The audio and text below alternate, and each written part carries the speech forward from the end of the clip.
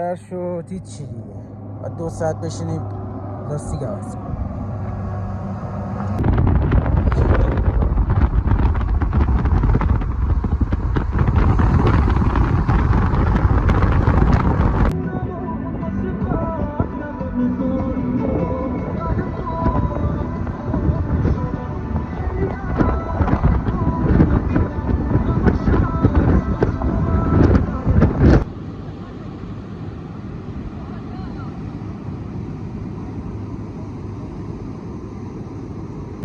تا دلتون بخواد اینجا صدف بود.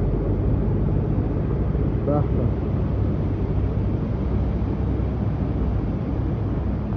امروز اومدیم لب ساحل و دقیقا دریای خزر رو میبینیم، یا همون به قول روس کاسپیسکی موره، یا همون دریای کاسپیان. و میبینیم که ساحلی که اینجا هستش خیلی یه مقداری کثیف‌تره، بیشتر کثیفه تا اونور ساحل اونوری، اون طرفی. اینجا خوب نگهداری نمی‌کنه. یا پوست بستنی، نمیدونم پوست دوره بستنی، آشغال بستنی انداختن.